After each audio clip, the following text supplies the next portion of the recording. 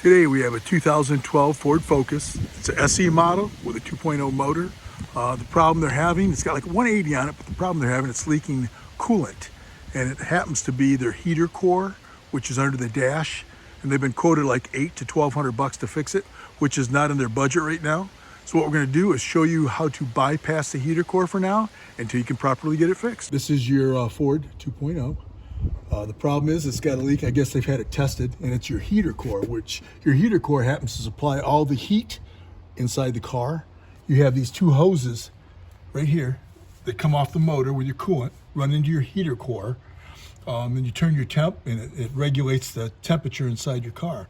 Well, the problem is theirs is leaking, and to get at it, they've been quoted $800 to $1,200 to do it. They don't have that kind of money right now.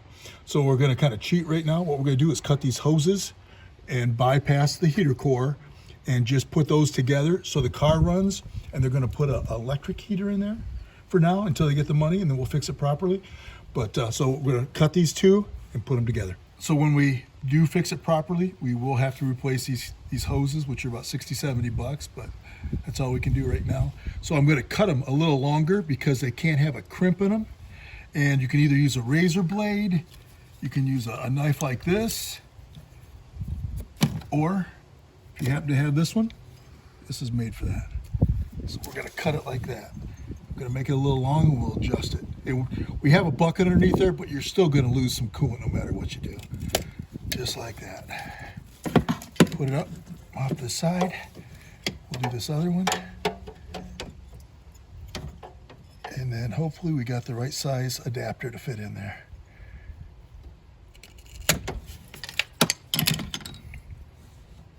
Okay. Right now you have different adapters. I got these from Napa. You got 5/8, 3/4. It looks like it's the bigger hose. And that hose, we got to put it together without a crimp in it. If you got a crimp, of course, the coolant's not going to flow properly. So we got to make sure it's not kinked. So we'll get this in 2 clamps and put her back together. Now we undo these on the holding. Make sure this is the right size, which I believe it is. Oh yeah, that's it. So now what I'm actually do is cut a little more off that, make it totally straight. And then I'm gonna do the same thing on the other side and run it all the way up and put some clamps on them. I'm gonna kind of straighten this out right here. So that's straight. And I put a little grease on this and the clamp. Now we're gonna slide that in.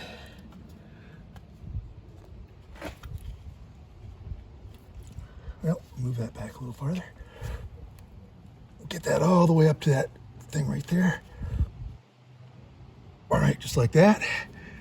Now we'll loosen that up and tighten that one on. Slide this all the way up like that. Now we'll tighten up. Just like that. We'll do the same thing to the other side.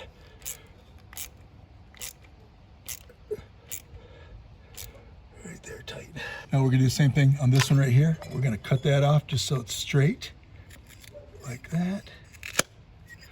And it would have been nice if I could have found a 3/4 with an elbow like this, but they didn't have it in stock and they need their car. So of course, we're just gonna fix it right now. But you gotta make sure there's nothing binding on this. Okay, come on, cut it. Like that.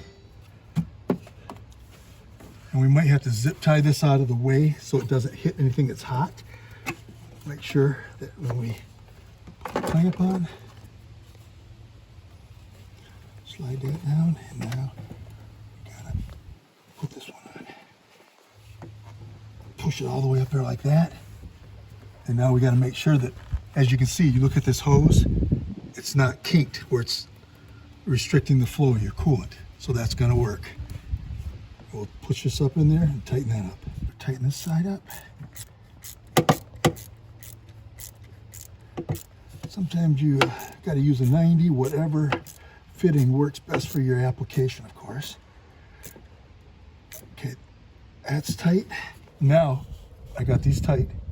And to make sure it doesn't kink or hit something hot back here, I'm actually going to put a couple zip ties just to keep it in the right place, so it doesn't cause a problem while we're driving down the road.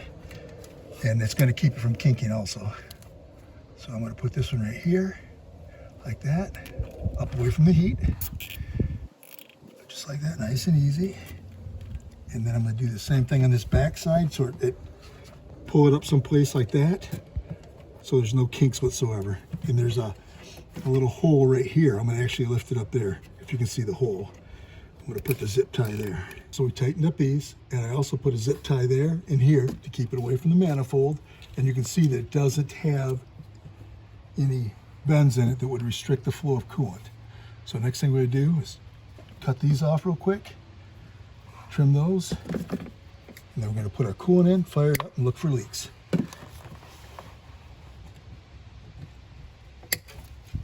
Next thing I'm going to do is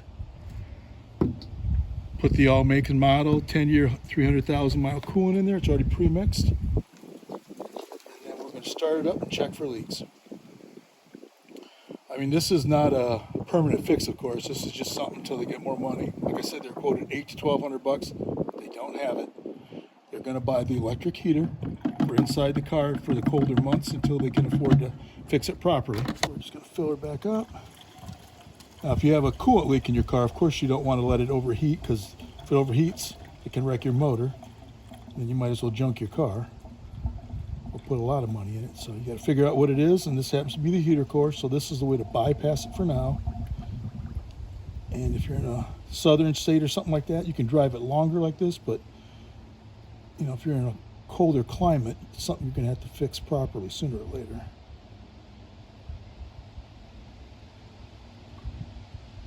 All right, now we'll start it and check for leaks. And that's all it takes to do a heater core bypass on a 2012 Ford Focus with